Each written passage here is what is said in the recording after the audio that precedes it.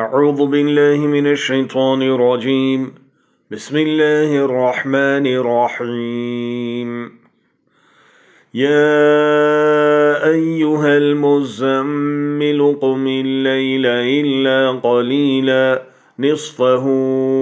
أو انقص منه قليلا أو زد عليه ورتل القرآن ترتيلا إنا سنلقي عليك قولا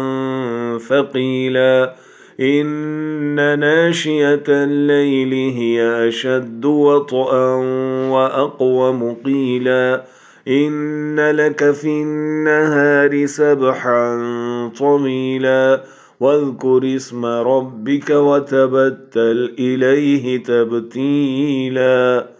رب المشرق والمغرب لا إله إلا هو فاتخذه وكيلا واصبر على ما يقولون واهجرهم هجرا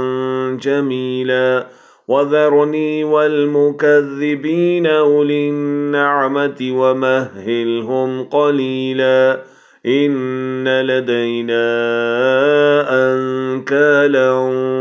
وجحيما وطعاما ذا غصة وعذابا أليما يوم ترجف الأرض والجبال وكانت الجبال كثيبا مهيلا إنا أرسلنا إليكم رسولا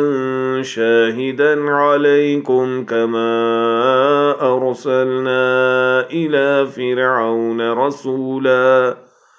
فعصى فرعون الرسول فأخذناه أخذا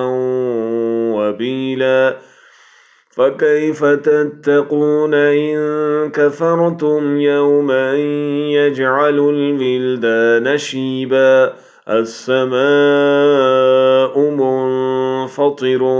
به كان وعده مفعولا إن هذه تذكرة فمن شاء اتخذ إلى ربه سبيلا إن ربك يعلم أنك تقوم أدنى من ثلثي الليل ونصفه وثلثه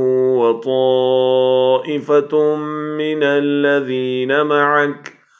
والله يقدر الليل والنهار علم أن لن تحصوه فتاب عليكم فاقرؤوا ما تيسر من القرآن